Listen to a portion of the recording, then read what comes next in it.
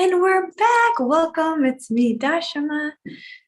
I'm so excited. Today we'll be talking about the calling in your abundant resources to achieve your dreams and goals. Whatever it is that you're calling in is exciting and deserves to be abundantly supported.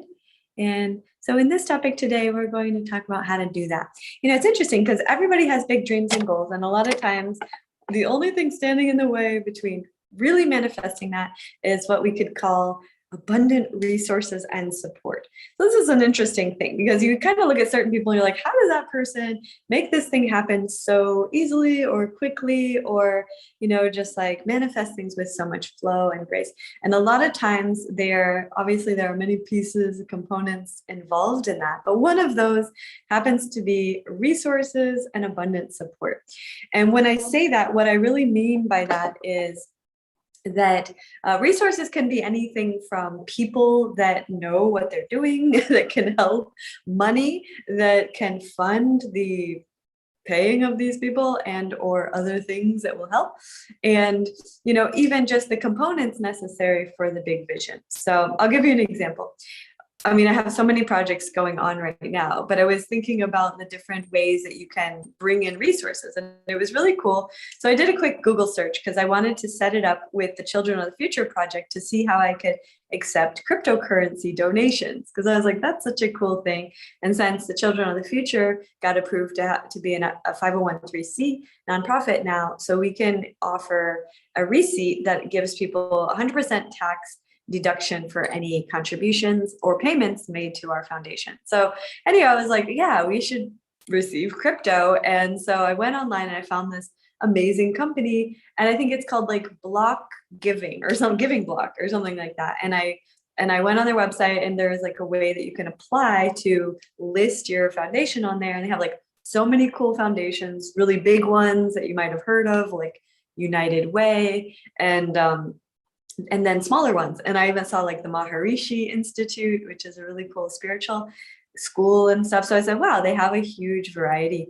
And I did some research and I filled out the application. I had a meeting with them yesterday, and they're really great. And I think we're going to end up working with them. So they kind of like went over how it works, and basically you can list your foundation on their website, and then all of these people who are crypto philanthropists, meaning they like to give, they want to support good causes, and they give in the form of cryptocurrency, which is really cool because a lot of times when you pay with cryptocurrency, the actual giving goes up over time, just because crypto is one of those currencies that has a potential for the value to go up. So anyway, I was like, this is great. And it was just a great reminder that there's so many different ways to align with, manifest, and call in various streams of support, right? So it doesn't have to be just like, let's say, for example, I'm going to get a loan, right? Like, let's say that's a traditional way, like getting a loan or some kind of grant. And those are all good ways too. Or maybe an investor, and I've met with so many different investors over the years. And one of the things about investors that's, a little bit interesting is they very often want to take like some large percentage of your business in exchange for the funding, which can be valuable and worth it if they're very aligned. So if you have a super aligned investor that's like really in the same vibration and wants to have the same mission, and purpose and all the good things, and you feel spiritually aligned to that, then they could be great. And then it could be worth giving them like 20 to 40 or 50% of your company.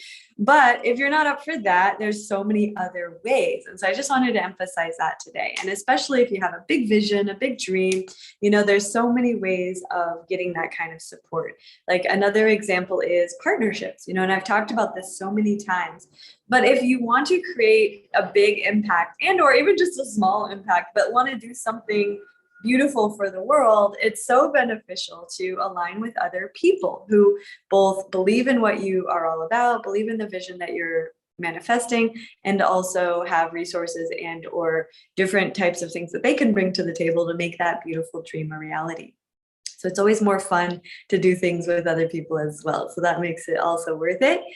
So there's many different ways. Leave a comment. Let me know if you have any questions as I go through this, because I really want this to be as interactive as possible. And because I also feel like the more that you even start thinking about different types of questions, how this can apply to your specific example, or to your specific life or dream, or the case that you're exploring, then that can even be more beneficial. Because sometimes when you hear somebody else's situation, you're like, oh, wow, that's so cool. But then you're like, how does that apply to mine? So feel free to leave a comment and let me know if you have any questions or about your specific dream that you're manifesting, and click the like button if you are committed to making your dream a reality in 2022. I really believe 2022, because of all the twos in there, is the year of collaboration and partnerships, people coming together for the greater good of humanity and for the contribution and the impact that you're here to offer to the world. So when you think about that, like, then automatically perhaps the wheels can start turning, and the wheels are like, okay, so if I know 2022 is the year of collaborations and coming together with other like-minded beings, who are these beings? You might go and make a list, like perhaps in your journal you could write down like all of the people that you feel would be aligned with your dream and your vision. Something that I was prompted the other day that I thought was a really good journal prompt is, if you had 5 people, or 5 even just media platforms, for example, that you could choose out of all of the opportunities in the world, that you feel their audience aligns most directly with what you have to offer, who would those people be, right? So you can write those down. So for example, let's see, Liz says, yes, to 2022 is going to be amazing. It's already done, perhaps because many of us have been in a 2-year incubation period. Exactly. So anyway, if you're thinking about different platforms, media, or just audiences that could be aligned with your dream and vision, right? So I was thinking about that.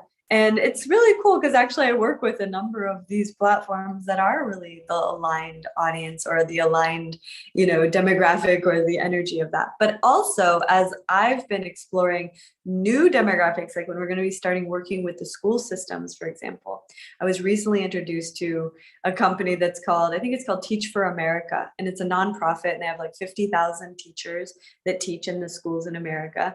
And so that's something that I hadn't aligned with, but when I was introduced to it, I thought, wow, that's actually perfect for the Children of the Future initiative, because we're working with school teachers, and this nonprofit specifically only focuses on school teachers. So those are those really aligned audiences that it's like, if you bring what you have to someone that has a super aligned audience, and you give them an irresistible offer, meaning that it's a win-win, then of course it's probably going to be a yes. And that could be the golden ticket to you receiving the abundant resources and support that you need in order to manifest your dreams and goals.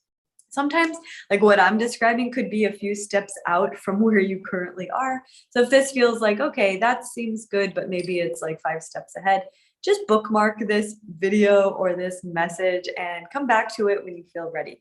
But honestly, I would encourage you to do this right away. It doesn't have to be like, yeah, I already am ready to launch to like millions of people. You can just be like starting to create alliances with those types of people and foundations or organizations or brands or media or whatever it is, and then build a relationship there. And then once that relationship is established, then when you do have what it is that you're going to be sharing in place properly, ready to go, that's when you could, really establish how you can get it out there to their audience, and or create a mutually beneficial agreement, right? So like one of the things that I've been working on, so I have the Children of the Future initiative, so we're doing a number of things with that, but we're doing this big event in Miami, and it's going to be for International Yoga Day, and that's really exciting. And it's at this beautiful beachfront property, and it's going to have a TEDx event. And I mentioned this in couple of my other videos perhaps, but I had really been wanting to spread my message, particularly about the Children of the Future initiative, and also about the flow state, and how yoga and meditation through science research has proven to help heal children's minds, all people, not just children, of course, but particularly through this talk, I want to talk about how it can heal the mental health crisis and also create a brighter future for humanity. And that's why the Children of the Future campaign is important. So anyway, I wanted to do a TED Talk. And so I had 2 options, right? One option was apply to do a TED Talk at some TED event that exists somewhere else, Or the other option that came to me was, or I could get my friend, somebody that I know that would host a TEDx event at their property and want to co-host this and have a mutually beneficial experience where they also get to do this. And so I presented this idea to a friend of mine. She loved it, and we're moving forward. So now we're going to not only have the Flow State Yoga Festival on International Yoga Day in June in Miami, we'll be live streaming it globally so people can attend from around the world. We'll also have a full day of TED Talks. And the really cool thing is I had reached out to Sadhguru's team because I really wanted to see if he could talk. You know, he's so cool. I love every time he talks. He's done different TED Talks, but I was like, you know, I know he's really passionate right now and focused on the soil regeneration. And he's doing this huge road trip on his motorcycle going from London to Delhi. And he's promoting this concept of soil regeneration and the importance of that to create, you know, a sustainable planet and a conscious planet and heal the climate crisis. So anyway, he's doing this road trip. So he won't be able to come to Miami during that time because he's going to be on the road trip. But I talked to his team and I think they're going to be able to stream in. So he'll be live streamed in to do his TED Talk from his road trip, which I think is even cooler. And it's really aligned with the theme of our event, which is raising the consciousness of the planet. So anyway, these are just like ideas and examples of how when I started to think, okay, who could I align with that's got a similar mission and vision of life? And then how can I create a way to get the message out there in a bigger way? I started to explore various options and then putting it out there, right? That's the key element, putting it out there. So instead of just, you know, I have this idea, I have this dream, and you just sit on it or you just journal about it or you just think about it by yourself, and it never gets anywhere if you do that, because you need to kind of put it out there and like connect with people and think about who would be a great collaborator with this, who's aligned, who's doing the same mission. Like if someone's on the same mission, they're going to be like, yeah, let's work together, of course, because like, you know, they say that two people who come together actually is exponentially more than the energy of two. So it's like 1 + 1 is more than 2. And the reason is because not only do you bring yourself and your ideas, but you bring all your resources, you bring your, you know, your energy, and then everything that comes with that person is combining together, and it creates an exponential synergy that can be far more powerful and effective and successful and magnetic to achieve the mission and the vision. So now I'm super inspired and empowered and excited about partnerships in 2022, and I hope you are too. And leave a comment, let me know if you have any questions about this topic. I feel like this topic is, I could go on and on forever.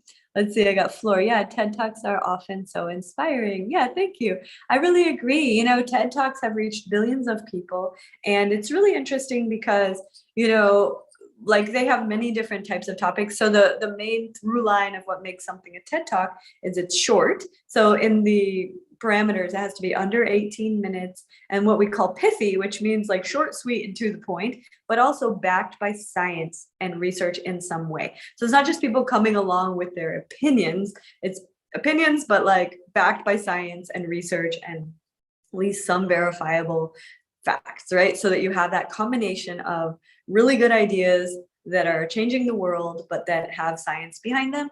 And I'm a proponent for science. Obviously, I'm a spiritual teacher, so I'm a huge proponent for spirituality. And a lot of times people think science and spirituality don't necessarily go hand in hand, which I disagree. I think everything is one. So it goes perfectly hand in hand. In fact, one of our speakers at the TED event is going to be Dr. Khalsa from Harvard. And he has incredible presentations that he does about the science research that they've done with MRI brain scans to prove and show the powerful benefits of a yoga and meditation practice. And they have like a brain scan before and after meditation. And before, it's like there's all this dead gray matter. It's like the brain is not awake. And then after meditation and yoga, like all of these neurons start firing together, wiring together, and it literally is healing the brain, creating neurogenesis. And so he's going to be doing one of the talks at our event as well. And we're going to have like a whole plethora of various topics, but it's going to be really exciting. And I can't wait to share this with you. But anyway, these are just some of the ideas that have been coming to me. Let's see. Liz says, as an artist, I have curiosity about scholarships, grants, philanthropy, any good resources you recommend, platforms that connect people? Hey, that's a good question, Liz. Yes, actually. So artists are just like anybody else. Like, you have to think of it like this. There's artists, and then there's kind of your impact, right? So there's tons of resources for if you wanted to take it in the direction of nonprofit. So there's all these grants that you can apply for if you put your art into a foundation of sorts. Now, foundation doesn't necessarily mean it's limiting. What it does is it opens a lot of doors, and that's what I did. I put my school into a foundation now, and so that we can align with more support, because there's a tremendous amount of support for foundations. But when it comes to companies, if you're like a for-profit LLC, which is what I had for the past 17 years, you can still get resources. You can get loans, from the SBA, that's in America, Small Business Administration. You can get loans, you can get different types of funding, you can get investors, like I said, sponsors. You can get a lot of those things. But once you go in the direction of the foundation aspect, which is like applying for nonprofit status, perhaps, and different things like that, then all of a sudden opens up a lot of doors for grant money. Grant money is only really available for nonprofits. I think they do have certain grants available for artists, but you'll have to look into that personally, because I don't know about those directly. But I do know if it's in the form of a foundation, then there's tremendous amount of financial availability for that in terms of excuse me, in terms of grants and scholarships. But when you think about scholarships, generally those are going to be awarded towards people who are in the university settings or in school. So scholarships are more in that regard, if you want to go to college or if you want something like that. So it's going to be more in the grants, and usually grants are available mostly just for nonprofits. So you want to look into that, and you could create a tremendous, powerful, impactful nonprofit through your art. And it doesn't have to be any one specific thing. Like I know your art is spiritual, and it's like also tantric art, and there's so many beautiful aspects. There's also a divine feminine aspect. So it could be in the women empowerment type of category. You might get grants for women-owned businesses, for female artists or artists in general, people that, do things in the spiritual category. So there's so many different ways that you can look at that. Let's see, Liz says, I have never considered the nonprofit avenue. Thank you for the inspiration. You're welcome. Yeah, let me know how that goes. Flora says, I'm still finding it hard to figure out which opportunities that present themselves do or do not suit my better good. At the moment, I'm still inclined to say yes to everything that comes my way in terms of possibilities. For example, I recently became an ambassador to bring fiber to this region. Wow. The company indicated that they could possibly donate mats, and the photographer who took the photos also offered to take free photos for the newspaper once my yoga studio opens. I said yes to everything, but don't really know if it was smart or not. That's a good point, Floor. And I will address that because it's such an important thing to know. Really, like, how do you know if an opportunity is going to be worthwhile? I'm going to tell you my opinion about this based on what I've experienced over the years. One of the things that really makes a difference for me in determining this is really in particular, is it aligned with everything else that you're doing? Because one of the things that I've learned over the course of my life and my career is sometimes something is aligned and it means it supports everything. And then the other way it's not aligned is if it's taking you off course. So if it's taking you off course in any way, then that's generally an indication that it's not aligned, right? So if it's not aligned, you kind of want to not do it because it's just taking you off course. It's distraction. I'll put it in a category of a distraction, right? But if it's something that's like actually going to bring awareness, bring publicity, bring exposure, potentially bring people to your, let's say to your studio, because I know you just said that they would, bring exposure to your studio. Now that could be very beneficial. It actually sounds like a good fit. If it was from my perspective, I'd say, wow, okay, they're going to do all the work. They're going to actually do the photos. They're doing all these things. And they're going to bring exposure to your studio. So you got to ask yourself, what's in it for me? And then how can I contribute? And then is it taking away from anything that I'm focused on? Is it distraction or is it contributing or supporting and helping? So those are the questions you want to ask. And then if you're like, okay, I see this aligning, I see this bringing exposure, I see this bringing abundance to what I'm up to. Okay, I'll explore that option. Does that make sense, Floor? Because I think that when it comes down to it, it really comes down to asking yourself, the right questions. You know what I mean? And so if you ask yourself these questions, generally you'll get the answers that you need. But if you more or less kind of just like sit there and be like, I don't know if this is really worthwhile, it's not something that will answer itself. You have to ask yourself the question. And once you ask yourself these questions, what's going to happen is you're going to answer your questions yourself. It's going to make a lot of sense. Flora says, yes, it makes sense. I absolutely would bring good publicity and it seems like helping. Oh, good. Liz says, vetting all your opportunities. Yes. And like I said, so many times we have like so many opportunities. That's such a blessing. So if you want to think about that in terms of your life, like, okay, like some people feel like they have no opportunities. If you have a tremendous amount of opportunities, first of all, you should just start by saying, thank you to the divine source of life for providing all of these blessed opportunities, because in the end of the day, some people feel like they don't have that many opportunities. So first of all, be grateful for all the opportunities. And then secondly, be discerning, right? Be discerning because in the end of the day, you can't do everything. Sometimes when I look at all my opportunities, I'm like, oh man, what should I let go of? Because it's kind of a lot. And I feel like I get a little bit overwhelmed when I do too much, right? So you don't want to feel overwhelmed because that's not the best vibe. So you want to feel like, okay, what could I let go of if you do have too much on your plate that is not perhaps the most beneficial alignment or opportunity to create space for these other ones. And you can see pretty quickly if something is moving forward, if it's bringing abundance, if things are coming together, if it feels like flow there, then usually I'll continue to allow and explore and invest into those energies. But if it's like a lot of resistance, it's taking a lot of my time, it feels like it's a waste, to like cut those quickly. And that's how you create an intelligent kind of mechanism around decision making. And especially when you're super busy and you have a lot of opportunities that come to you, and or you have a lot on your plate and you don't want to be in the distraction, because that's just going to take away from the focus that's required to achieve your goals and dreams. So anyway, hopefully this is beneficial and helpful for you. Leave a comment, let me know if you have any questions about any of this. And if you're on YouTube, click the like button. Let us know if you what you're working on, what we can support you with. I'm super excited for 2022. So many huge things coming together. And let's see, Liz says, yes to blessing all your opportunities, even the ones you choose not to pursue. Oh, Flora, thank you. Super interesting. 2022, here we come. Yes, beautifuls. I love you guys. Thank you for being a part of this tribe and community. I'm so blessed and grateful to be able to connect with you.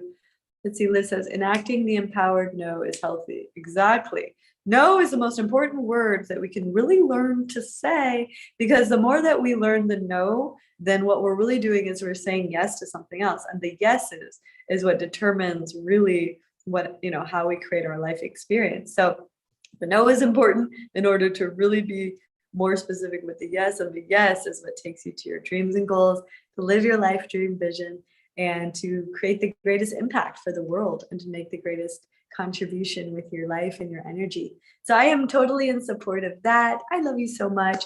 And also feel free to continue to post your dreams, your wins, your accountability, and anything that you want in the Flow State app, which you can go there, theflowstate.app, download the app for free. You can be a part of the community. It's really exciting and empowering to be able to find other like-minded people that are also like really focused on creating this amazing life of flow, of contribution. And you're welcome to do that in the app. Because someone had said, how do we stay accountable after January, after the Flow State Challenge is over? And I was like, well, that's what the app is for. So we have created that app to create a community that you can come together and really find other like-minded people. You could also collaborate with people in there, or even just get good feedback. And, there's lots of things that if you have any questions, you can post it in there, and then other people could, potentially support you or point you in the right direction of something perhaps. And that's the vision that I have for that app, is that you'll be able to do that ongoingly and have that continuous accountability and support. But truly, the accountability is starting with you, right? You have to be accountable for yourself, and then find other like-minded people in a community that you can continuously plug into to support and thrive together. And that's what community is all about. And once again, that's what the 222 is all about in 2022. So I'm excited. We're going to be launching the Flow State podcast, actually. And I'm aiming for, it's going to be in February, but I'm aiming for 2/22/2022. So that would be the the ideal vision of the first episodes of the Flow State podcast coming out on iTunes and Spotify and all the platforms. So put a little prayer out for us for that. And I'm excited. We're going to have some really great guests already on the platform for the first 10 episodes.